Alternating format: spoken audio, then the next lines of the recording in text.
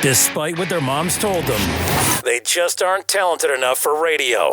Unfortunately, anyone can have a show these days. Sean. Well, I'm pretty hard to figure out sometimes. In fact, I can't even figure myself out sometimes, so don't you try to. Joe. You're an idiot. And really a disloyal person. This is the Cuse Militia.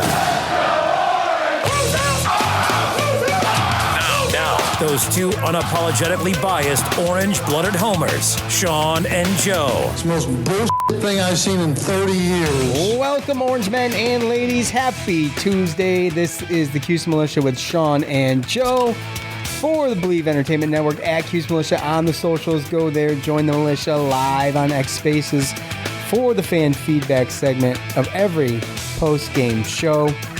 We're back, week number 3. We're going to talk a little bit about Colgate. It should take not long. Right? I mean, it shouldn't, yeah. It shouldn't. Anyway, so, okay, presser. Let's talk about the presser. What did we learn from the presser?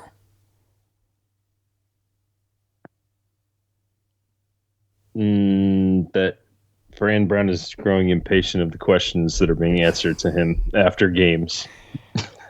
That's what I got. Well, we got some people being able to ask about last week's game and some people not being able to ask about last week's game. That's fair, too. Did you notice that? Yeah, I absolutely noticed that. A little bit of favoritism there, maybe? I don't know. I don't know the...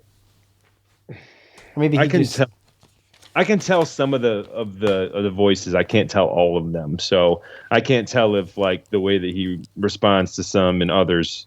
I mean, you could definitely tell for some people... he responded differently than others, right? So you could be like, okay, he's done with that person, but he's still kind of answering these questions, even though they're a little haphazard. I don't know. I just think that last year it was a little bit easier to deal with our media, right? When you have a winning season, right? Well, there's a lot more of them, it seems like. There's a couple new voices in there. After a year like last year, you're going to get more interest. You're going to get more people that are going to be more interested in going to that, getting their press passes and going to those. The one question that used to be asked that maybe was poo-pooed at any given time was the injury report. Not a mention. It's the only thing I look for when I go there is to who's going to have the balls to ask that question and see if they can get some kind of answer. Something. And no one even asked it. We're worried about talking about our thought process on 4th and 2 times last week against a game that we won. That the question was already asked. A couple times. It's already asked. I mean, from the beginning, when they saw that, he's like, "Oh, you're a Bills fan. No, you guys, you had a great comeback. You won." He's like, "Did you care about what happened before, or did you just care about the fact that you won?" Well, not after they've kicked a field goal. Yeah. No, I'm just saying, right? And I mean, in one aspect, you can be like, "Oh, well, it's professional. Like everyone's professional in the NFL. Anybody can win, so there's not as big of expectations, right?" I mean, as a Bills fan, you could be like, "Yeah, well, it's Baltimore, and I mean, if we lose to them, then it's not that big of a deal because they're a good team too, right?" Versus the expectations of, "Oh, it's UConn. They're not in the Power 4. They're an independent. We should be able to run over them." So I think that's kind of where it comes from. But I mean, at the end of the day, what Fran said was completely right. I mean, as a fan, as long as you have one more point than your opposing team at the end of the game, then you're going to be happy that you win the game. You should be happy that you win the game. You should be. We deal with a little bit of disappointment after winning like that sometimes, but not from us, from just our social media, which I don't know. Be fair. What? I'm just saying how many, again, Fran's going to come out and he's going to have his opening statement and everything, but realistically, from a media member standpoint, they still have questions unanswered from the week before, right? So, I mean, I understand why they would ask questions, but at the same time, when are you going to... The one question you should ask on a Monday about last week is, was there anything in the film when you watched the game that ... whatever. Okay, because You ask a lot of those questions on Saturday after the game. He said, well, I got to watch the film. Well, take a freaking note of that. And then come Monday, after watching the film, I asked you the other day, this. Now you get your answer. You know what I'm saying? There should be, you have your time to ask all the questions you want. You shouldn't.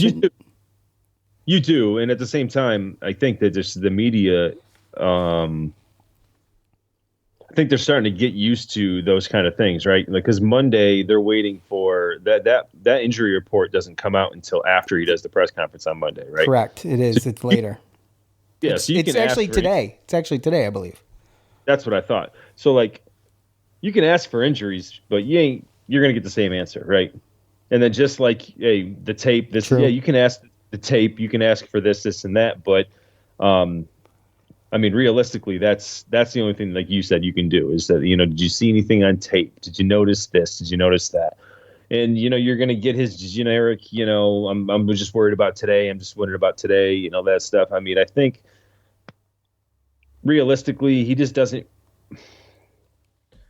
I don't know if he just doesn't want to talk about it, right? Like, you don't want to talk about bringing up a quarterback controversy or this or how bad you're tackling. I think he knows, right? But he doesn't want to say it out loud to give the opponents or the media or anybody any type of situation to get a leg up on him or to split and divide his locker room.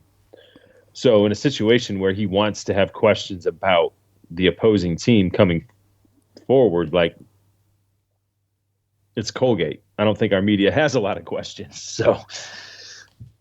So they're still trying to worry and think about why did it take what it took to win the game against UConn? Why was it so difficult, right? And then obviously we were getting the questions about the sprints at the end of the game. I was going there. It's the one question I was curious about because this was a big thing, yesterday on social, or maybe it was not yesterday. It was before yesterday. It was probably Sunday. I had at least 5 people in my work or people that I know, like outside of just my personal life, we like, dude, what was the deal with you guys running sprints after a win? No one asked me a thing about it. The only reason it became a big deal is because El Presidente started this conversation and John Gruden was in on it. And I believe Greg Olson at Barstool. Yep. Mm-hmm. So John Gruden, legend in my eyes. I love John Gruden. I like Dave Portnoy. I love the pizza reviews more than I do his sports analysis, to be honest with you. But fair. I have no issue with it at all. I don't know the outrage of people in Syracuse or Syracuse-related media that are so outraged by someone else's opinion that it hurts them so much that it's a big deal. Right. I didn't hear anybody trashing Fran Brown. In fact, Greg Olson prefaced his answer with praising Fran Brown. I didn't hear any more than just that one clip, by the way, and I know there's others. So, whatever. But it's national news all of a sudden, these sprints, right? Well, I think if you're Fran Brown, point made. Is it performative? Maybe. Maybe not. Either way, who cares? And for Greg Olson maybe to even insinuate that the players are embarrassed by this, well, if they are, maybe they should be, and if in all reality they shouldn't be. I don't understand. It was made a public display, but either way, I don't really have a hard opinion about it. If you're upset about it because they said something, then you're too sensitive. And if, you have a huge opinion about it to begin with, I guess maybe you're over analytical. Maybe it was a slow sports day. I don't know. I mean, that's the thing, right? Is everyone tries to make everything out of everything, right? Even down here in this school that, my ex and her kids, they go to, and I think it's a good school. Someone who's in detention and they weren't acting right in detention, and the teacher had that person do planks and push-ups, and it was more of a physical thing. Their parents, they went home, they complained, their parents sued the school, and it was a big old thing about oh, I can't believe you're making them like. It's the same thing, right? And that's kind of what it sounded like with Dave Portnoy and them. Is like making a display, like almost like you're making the players look bad, right? And at the end of the day, if Fran he is trying to make a statement that, you didn't play good. You looked bad. You looked bad during the game. So why would you be upset looking bad at the end of the game, right? We're going to do a little bit of this and then we're going to move forward. But everyone tries to make a huge hot topic like, oh, what I caught out of that was more like, they're making it look, some people were making it look like Fran Brown was kind of making it more about himself. Like he wanted the attention. Yeah. Well, that's exactly what it was. He was trying to be like, look at me. I'm a tough coach. This isn't going to happen on my watch. These guys are going to run sprints in front of everybody. And like it's a demeaning thing. Now, the only people you could ask about that and get an honest answer would be the players. Oh yes, 100%. But they're pushing a narrative. Well, right? sure, They're putting these ideas, and what makes me upset is that you have the old school like Greg Olson, who's probably closer to our age. Obviously, Coach Gruden. Those things. I mean, you and me, we remember just in our generation, right? Like in Pop Warner, I had coaches grabbing my face mask. If I went off sides, I took a lap. And I had to take a lap in front of everybody, in front of the team, in front of the parents, in front of all the other teams, right? Like, yeah, this is not a big deal. Right? I didn't even think about it, Joe, when it happened. Like, I was like, oh, that's kind of funny. I saw it on social media. I think we were texted about it first. I never thought twice.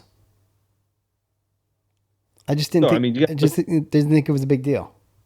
And the problem is, and then again, and I'm not saying this is about specific players, but we are in the time of the most, and I'm just going to throw it out there, the most spoiled collegiate athletes that we've ever had. Yeah. And for people to sit here and get on their soapbox about making it about the coach, when you have how many handfuls of players that is making NIL money to come out and win these games. Fran Brown has expectations, and you're in the ACC, and I'm sorry, but your expectation is to be able to handle UConn at home, albeit good team, good coach, program and independent. They're trying to make their way back up, but from what you're building and the culture and everything that you're building, as far as from where Fran Brown is concerned, it's not about your ego. He's already talked about that, and if you don't play up to your expectations, then there's going to be consequences. And I just don't know where and when we drifted away from this, because to me, it's just status quo. But they're making it about, well, you could have done it without the cameras. You could have done it in front of people. Why? Because they're going to be embarrassed. Dude, Craig Olson's 7 years younger than me. Just for the record. But so he's a little younger than me, but yeah, I mean, I'm just saying it's a situation where, I mean, we grew up where being put in that type of position and being put in an embarrassment that pushes motivation, right? Like that's not just, you're not trying to like, if you're at that level, your feelings aren't hurt. It shouldn't be. And if they are, then we got bigger problems. Way bigger problems. So, and I agree with you, and I see both sides. Actually, I see both sides of this thing, but I don't care, I guess. Like, I don't, like, we're only talking about it because it's become a thing, but I think we barely mentioned it in the post-game show. You know what I mean? No, it was a barely thing until now, and that's my whole thing. Right. I don't understand because everybody else made it bigger. It's like, like you said, between me, you, between Syracuse fans, like our age, like we barely talked about it. But then I go to work and other people bring it up. And to me, it's just status quo. And like, I'm sorry, but like if you're a collegiate athlete, I mean, what is there to feel sorry about? Like they're almost making it to where these people are feeling sorry for these kids because they were embarrassed. But these kids are making money. Some of these kids are making more money playing football than you are in your job. Many. And they have a chance to go to the NFL and make FU money. Some of them, right? So at the end of the day, if you didn't play your best against a team that you were supposed to beat, and you got to go out there and run some wind sprints in front of the crowd. Like, that's a drop in the bucket. I'm sorry. I'm not going to feel bad for that. You know who should be embarrassed about the whole thing anyway? And this is what I initially thought. Like, not even before the whole Barstool thing and all that, is UConn. A team just beat you, and their coach is punishing them because they should have beat you harder. Mm-hmm. So, if anyone's disrespected here, it's UConn.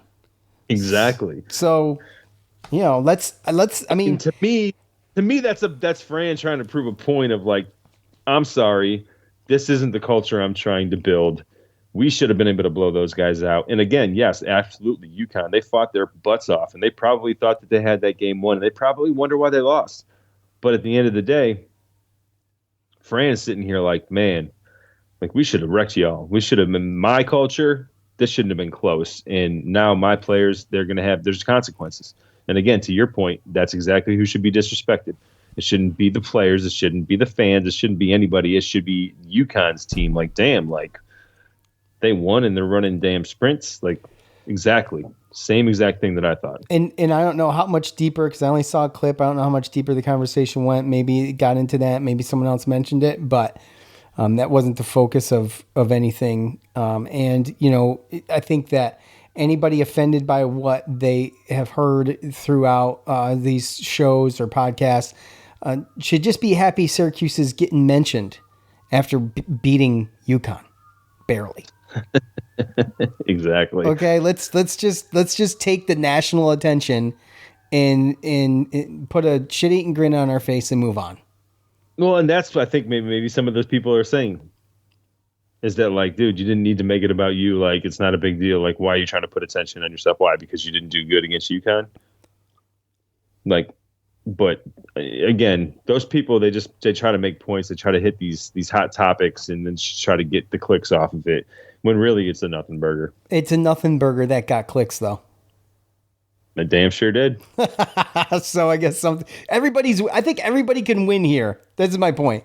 I guess that's why I don't care, because I see everybody's winning. All right? It's okay. Well, I mean, that's what it comes down to. And that's the problem with media now, especially social media, AI, all that other stuff.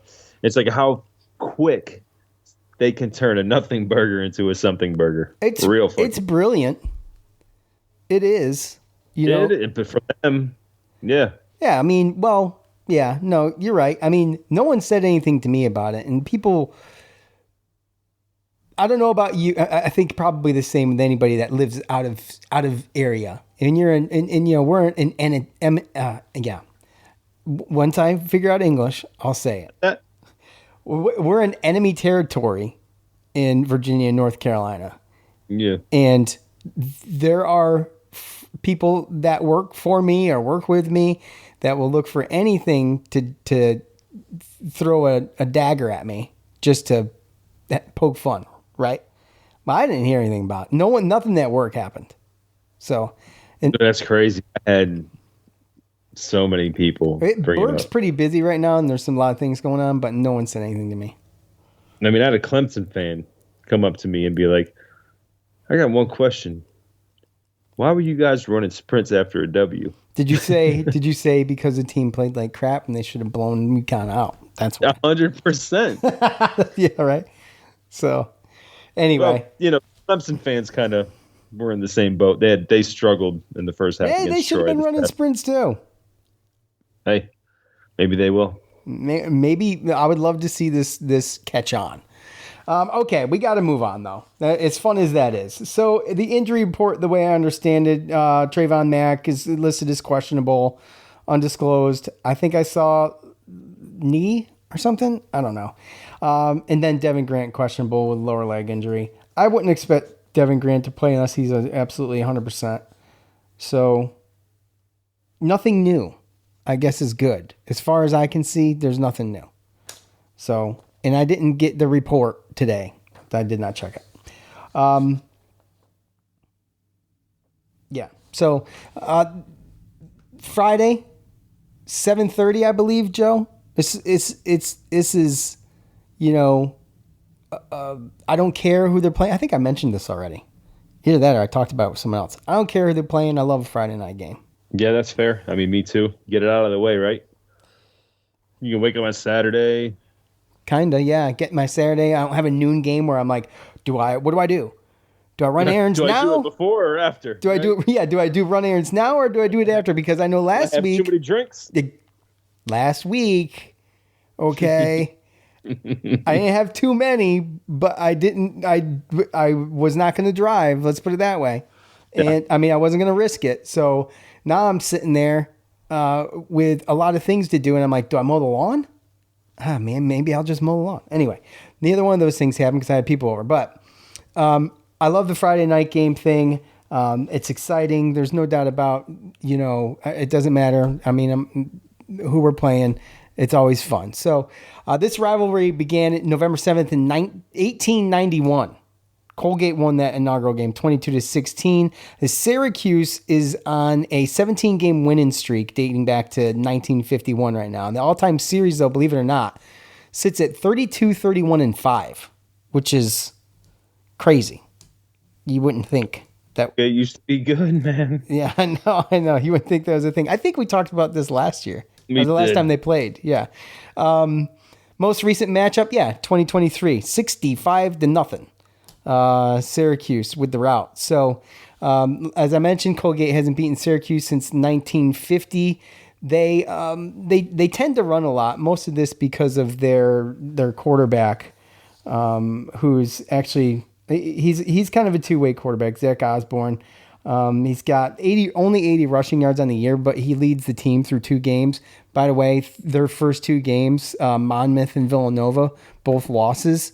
And both close, both within touchdown, and Monmouth within field goal and Villanova within a touchdown. So, however, both losses. Osborne leading the team in rushing with 80 yards, 466 through the air.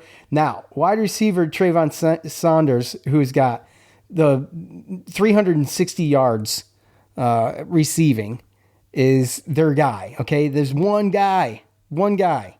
Okay. The next guy in receiving, Winston Moore, is got all of 98 yards for the season so far.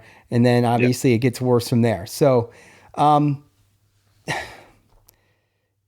guess Syracuse really hasn't played per se like a dual threat quarterback. I don't even know if I would call Zach Osborne really a dual threat guy for us. I feel like, 80 yards for a dual threat isn't enough for me in 2 games. But with that said, I mean, look, this is a game that Syracuse should be able to absolutely control from beginning to end. And I don't I don't foresee anything different. They are a run-heavy team. So, they tend to try to beast out. They're going to have to probably do more than that. So they had Jake Sterney, who he split kind of the first game. So, I mean, they've thrown. Oh, that's right. 67 times. Yeah, I said, okay. All right. Yeah. So. He does come in once in a while. Well, so the first game, it looked like a split. Second game, Zach Osborne played the whole game. One thing to look forward to, and I don't care what level of ball you play, like you said, to your point, and I'm just going to make sure that I brought him up whether you did or not. Trayvon Saunders, 23 catches for 360 yards and 3 touchdowns in the first 2 games. It's solid. That's solid no matter where you play. That's very solid. Yeah. And, I think that their game I think traditionally, you're right. Traditionally, they were more of like a running back type team. But I know, I don't know if you remember this, but back a couple of years ago, Cortland won the Division III, I think, national championship. Yeah, with the coach. Kurt Fitzpatrick. Yeah. Which, again, Coach Fran talked about him, and there was questions asked in the presser about, trying to get him to come over and coach with him or have a spot or whatever. He went to Colgate. And obviously going to a D1 AA FCS school, first year was last year, only won 2 games. And, obviously bringing in, a new philosophy, new system and everything. But I mean, you can tell that when you look at the stats and everything. I mean, Zach Osborne is the leading passer and rusher actually for this team. And I think I covered that. yeah, and at the end of the day, it's still Colgate. It's still an FCS school. But with that being said, when you look at who they played, I will say that when you look at the FCS top 25, and again, sometimes it doesn't matter, sometimes it doesn't. There was a world ago where Villanova, I think, was ranked like second in the FCS, and we played them and we almost lost, probably should have, but we have a far better team. But Villanova right now currently sits at number 11 in the FCS rankings, and Monmouth currently sits at 2-0 in the 18th spot. So when you look at them from last year to this year, again, still an FCS school. I get that. But traditionally, ranked FCS schools sometimes give D1 schools trouble. And we've seen it before. With Monmouth being 18 and them only losing by 3, they played at Villanova, who's 11th, and only lost by 7. They're obviously going to be an improved team from last year. And whether that matters or not, I don't know. Because at the end of the day, it's still so early to where, I mean, how good is Tennessee? Tennessee looked pretty good this past week, but they played against their FCS school, right? And UConn, everyone says they're better. Okay. But this is an FCS school. We should be able to handle them. And I don't think they want to do sprints after a game anymore. So you almost have to make them do it again next time, just to prove a point. Well, didn't you love that one question that one person asked? Are you going to make this a thing after every game? Well, Coach, yeah, that's I know. your expectation, and if you don't play to expectations, then make them run sprint. Like, come on. He was just like, I want to move on to next week. Yeah. Well, I mean, he was kind of talking about next week, possibly. But possibly. Someone has to ask that question. Yeah.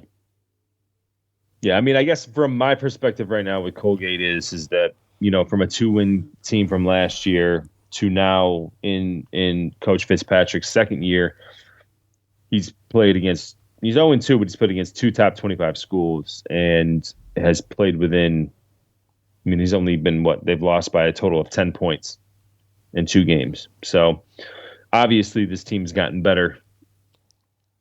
And, you know, it's just, obviously it's difficult for an FCS school to compete with a Division I school. So they're going to show up. They're going to try to win. They're an in-state, right down the road team. And we might look at it as a game to get more players in, more reps in, get players that are banged up, healthy, keep them out a week so that you can give them 2-week preparation for Clemson.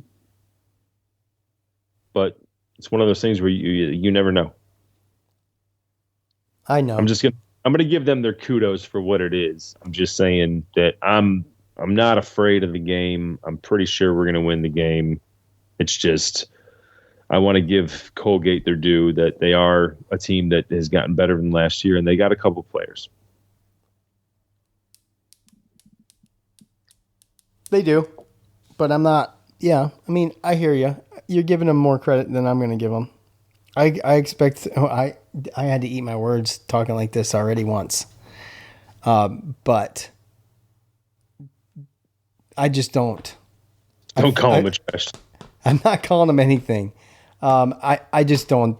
I just think that Syracuse has got something to prove, man. They have to go out and just stomp this team. They have, for the fans, just let's play a full football game. Compliments her. Yeah, let's go into Clemson having played a full football game, come out healthy. We don't need any stupid injuries, and work on what we need to work on in game, and then move on. That's just what I feel like they got to do.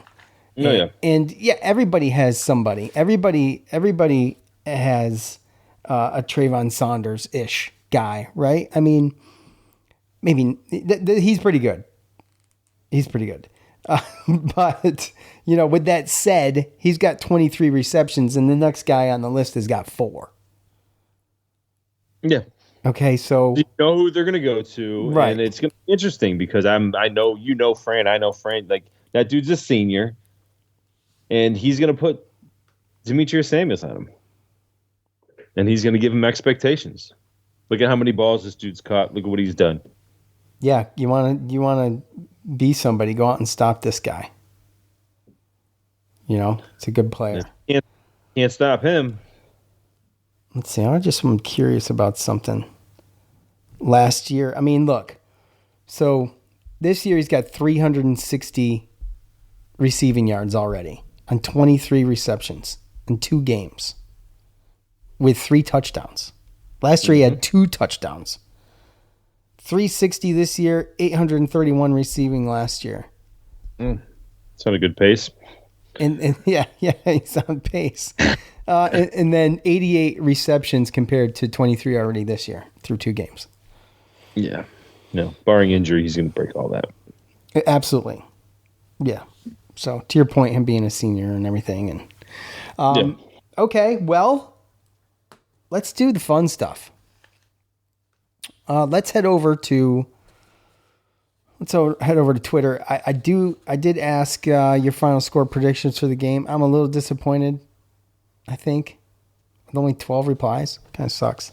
I got 8, but there's not a lot of meat on the bone here. Well, I did it at a weird time. I don't know if... Oops. Sorry for punching the mic. I don't know if that had something to do with it. Usually, these are pretty popular. I usually do them during the day, though. But I would do it like today. So, anyways, I did it early so I wouldn't forget because I knew today was going to be busy. At our Prosner, offense finally goes off. See Collins early in the second half, 56-10. At Cuse Waterboy, 44-14. Cuse, and we better see a heavy dose of Willis for 150 yards plus in 2 to 3 TDs. This has been the theme of the week for Syracuse fans, is getting Willis the ball and seeing what he can do. And it's a perfect opportunity for him to get some burn and hurt some people and, just to play around a little bit and also for the offensive line to get some burn on some dropbacks and, make sure we can keep Steve Angeli upright. Steve Angeli's getting sacked 3 times against Colgate. We got a problem. And that was addressed, by the way, the whole offensive line thing was addressed again. Fran Brown did have words to say about it during the press conference. Basically that it's unacceptable. It has to get better. So I'm not just bringing it up to beat a dead horse. At David 7W, 52-10. Cuse, Willis gets 4 TDs, and we see Collins for the first time in the 4th quarter. At Matt Sherman 52, I have a real soft spot for national champion Kurt Fitzpatrick. I hope Colgate looks like they are improving, but I also hope we handle them pretty easily. Very Willis heavy this week, 45-24. Willis goes over 200 on the ground. Nixon 150 all-purpose yards. Okay, that's close to my score. Not quite, but it's close. Let's see. Got some scores here. Mike 56-13, Nicholas 53-27, Mitch 49-17, number 1 Cuse fan 45-10, Captain Patrick 66-3. If we lose this, I'll eat a ketchup hot dog. Okay. If we lose this, I'll eat one too.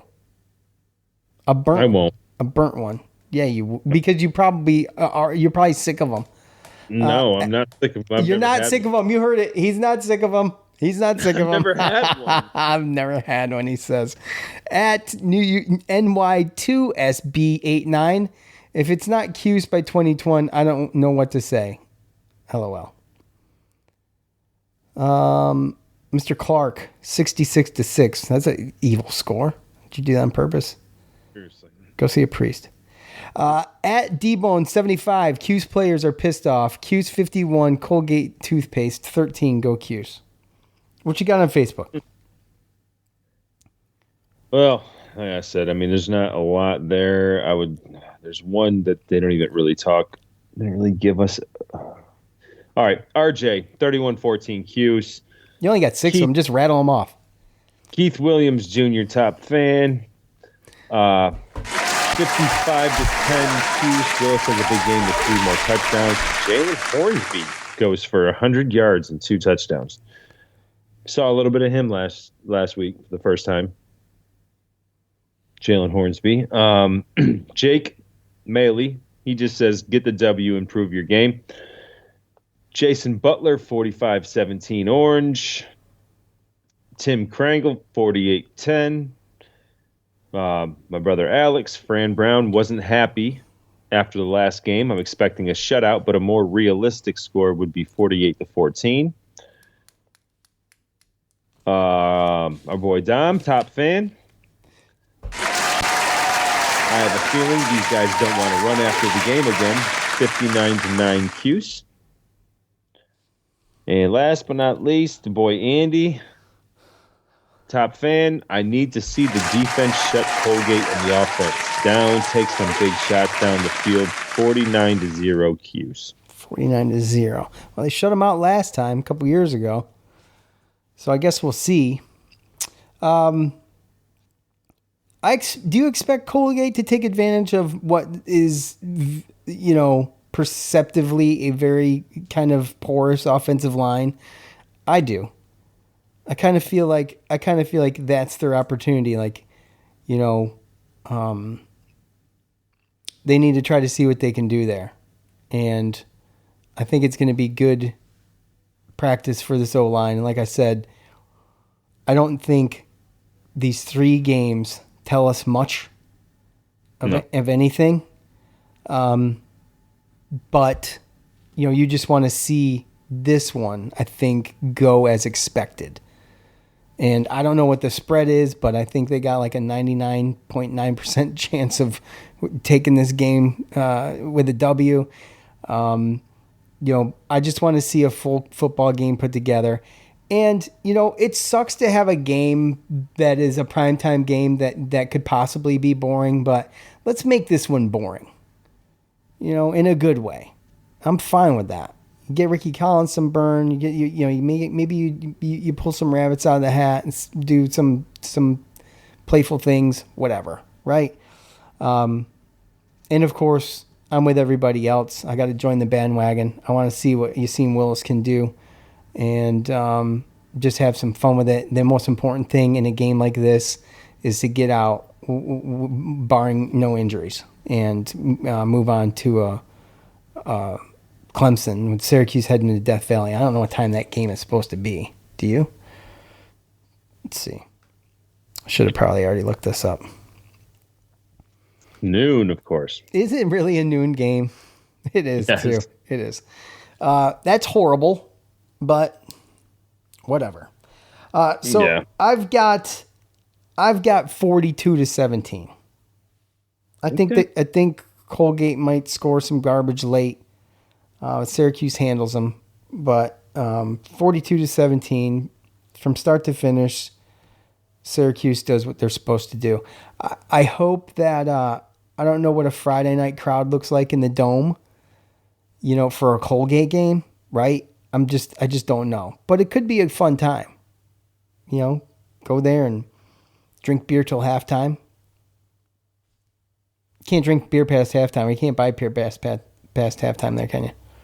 That's still a thing. The last rule that I knew, unless it changed in the third quarter. But anyways, that's it. That's all I got. Okay. So, I think I'm kind of right there with you. Actually, your score surprised me. In what way? I gotta ask. I was gonna wait, but you paused too long. Yeah. Okay. So, I think just with the amount of points that you have Colgate scoring, but. Oh yeah. But nonetheless, I'm kind of right there with you because we've spoken about it all year, right? Like even like starting with Tennessee, right? Your weaknesses are exposed, and who's to say that Fran didn't come out and challenge his players and their weaknesses and say we're not just gonna line up and run Yasin Willis because we need to fix what's broken, and we're gonna do it against UConn, right? So maybe that's why we did struggle, right? Sometimes people, I mean, yeah, you got to win the game, I get it, but especially against like a Colgate, I mean, you need to make sure you win the game, but how helpful is it if you go into Colgate and you just use every weapon that you know like it works, and then you don't try to like fix the problems before Clemson, right? Yeah, absolutely. You've got to. Use this as a scrimmage, basically, to figure out to fix what you can. Right. Which means, I mean, you can line up and use all your strengths against their weaknesses and probably beat the crap out of them. Right. But like, then how good are you getting? Test yourself. Right. Test yourself. Exactly. And that's why I think, that part of it was maybe that's why Yasin Willis didn't get as many carries as Tennessee, because maybe they already know what he can do. And they wanted to see what Mixon can do. Maybe they wanted to see what the O-line could do, pass protecting and throwing the ball a little bit more and having Steve Angeli, throw it 53 times. I could be completely wrong. It's happened before. But 100%. But I'm just saying, at the end of the day, if you're trying to get your team prepared to make a run and actually do something other than just go 6-6 or 5-7 or 7-5, then those are the little things that you would do, right? And it sounds crazy because it is hard to win a football game. And sometimes you think that it's just like the football teams are just going to just line up and just do what's easy to win. And I don't know, man. I wouldn't put it past Fran to have a little bit more different thinking of like, how can we use this to get better? I know this works. How can we make that work better? How can we get more reps for this guy? How can we get this and this? So I'm right there with you. I think that it's going to be a little bit of a closer game. And to be perfectly honest with you, like, I could be completely wrong, but I have Syracuse 38 and Colgate 13. 48-13, you said? 38. 38-14. Okie dokie. 38-13, right? 38-13. Oh, sorry. Third. Yeah. Sorry. No, I probably heard you, man. And I just wanted to not pay attention. I heard you, I just didn't listen. Because I know that they want to get more guys in, right? I mean, you want to get more reps. You want to get some of the guys that are probably going to redshirt that haven't played. You're going to see some different guys, right? So, and you're not going to chance injuries or keeping people in too long. My only worry is that we score early and Ricky Collins comes in and then he does good. And then now there's this quarterback controversy as far as No, not versus Colgate. It would be among the fans. Those fans would be wrong. 100%. Yeah. Think about it. The last two pressers, if you haven't figured out that Steve Angeli is Fran's guy. He's a loyal dude, Fran Brown. Yep. So that's, first of all, to have a coach that's not loyal would be bad. But there's coaches, I think, that maybe it's because they have so much talent at the quarterback spot that they're really, whatever. And it's very hard for them to really pick and choose a guy. I have to imagine that when you do that, you have to fully commit. Just as a coach, you can't be wishy-washy about it. You should, but I think you should. But the problem is that, like, I think there's a lot of coaches that they worry about their job, they worry about their position, and I think that Fran's confident in himself. They don't put earmuffs on. They listen to all the outside noise, and they don't drown it out. They're too influenced.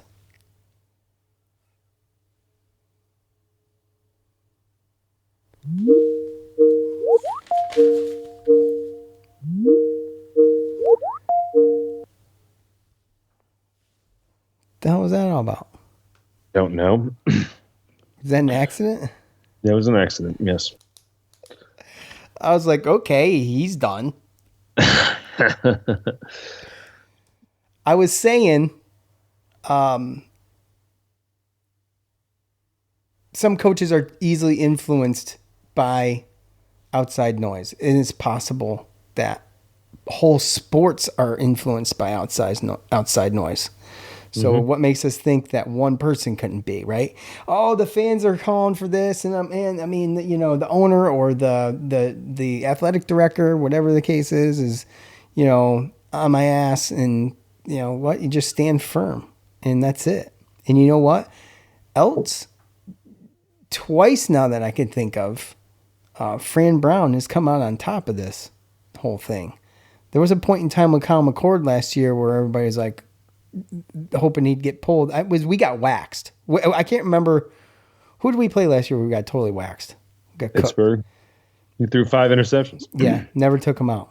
It's like you're gonna soak this in. You're gonna live it, and that's good because you're not gonna throw someone in there and be like, okay, go win the game. That's almost like a double-edged sword. It's like you're just now you've done screwed everything up. Yeah. Right. So you gotta, right? What's that?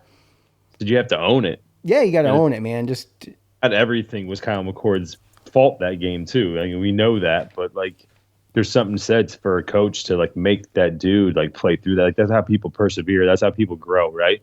Like you don't just pull them as soon as you get like the first sign of hardships, and now you're just going to pull him because you don't want to make him feel some sort of way or lose his confidence. Because if they don't have that confidence, then they shouldn't be a quarterback at that level of competition anyway, right? So at the end of the day, sometimes you just got to eat those performances and you got to finish it out, and that's what he did. Yeah, that's what he did, and I think he's like I said, I think he's better for it. I think he's at least proven, that he's not going to care. He's not going to take public opinion and run with it. He's not. No. He's way more loyal than that. Was my point. It's how I started this. He's just way more loyal than that, and I respect that 100% about this coach, and it's what gives me the confidence that I have. And Fran Brown is told us in his own words that he's not going to be here forever. So we can only hope that what he builds can be passed on to someone who is going to be able to carry the same torch. I just feel like stuff like the culture in places, whether it be the workplace or a team, it takes so long to build. It takes so long to build the relationships. It takes so long to have our track record that people buy into what you're selling, and that you are a man of your word, and that they trust you, and you don't talk out of both sides of your mouth. Like there's so much that goes into building a culture that seems like, honestly, just Fran Brown being who he is as a person has really catapulted that in a year. Yeah. And that he's just now on autopilot with it. And I think we all know who he is and what he expects and how he's going to run his team. And there's just not a lot of people with that kind of character and integrity out there to do that. And not only just to do it, but to tell you they're going to do it. Well, and that's the say-do mentality, right? Yeah. Like that. I mean, I'm going to say it and I'm going to do it. Well, he said that in his presser, actually. Yeah. And I think that it's one of those things where it's, what kind of leader are you if you're going to say you're going to do something, and then at the first sight of adversity and the first sign of, the fans or the media kind of questioning you or having these other opinions, that you go against what your first decision was, right? Like, instead of going through the adversity and proving those people wrong, their first thing is, I got to make these people happy, right?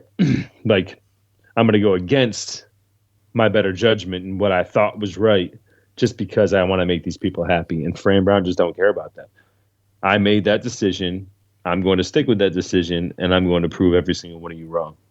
Right. And that's where he comes from. And that's why I love him as a head coach. And honestly too, that's a player's coach, because no player wants to be told one thing, and then because a coach gets pressured by the media or somebody, an outside influence, and then all of a sudden that player's opportunity is taken away, right? No player wants that.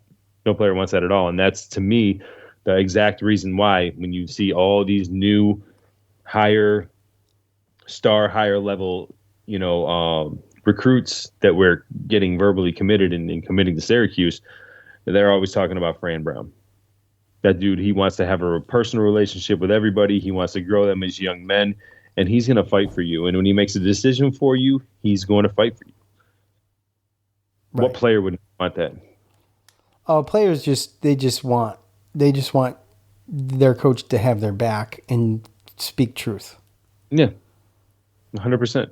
I mean, but then that coach has you run sprints after a game, and the media blows it out of proportion and tries to make you feel like you're getting hosed because you know what I mean. Like, and it's just that's why I don't like it, because you get these other people and these other opinions in the ears of these kids. You know what though?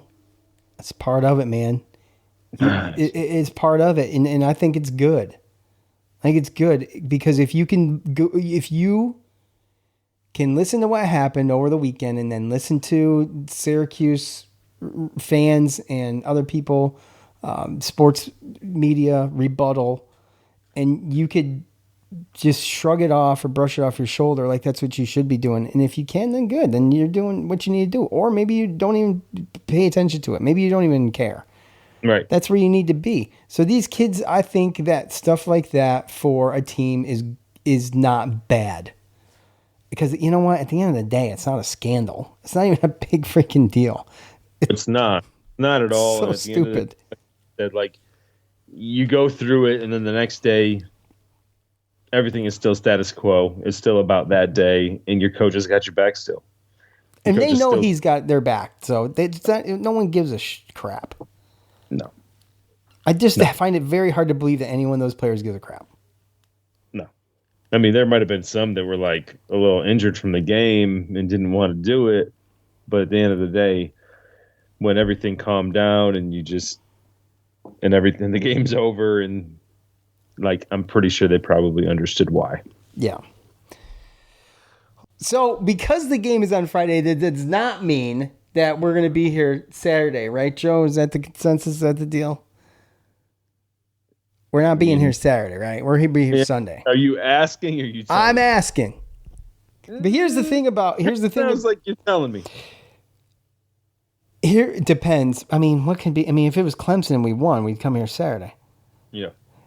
Here's the thing. We still get to it before everybody else. It's fair. As far as I know, we do. So that's what the Sunday pod is for. It's what it's all about. Yeah, Sunday it is. Getting there first. All right. I appreciate all of you for joining us. Week 3, Syracuse and Colgate, 7:30 Friday. Can't wait. For Joe, I'm Sean. We're out. Peace.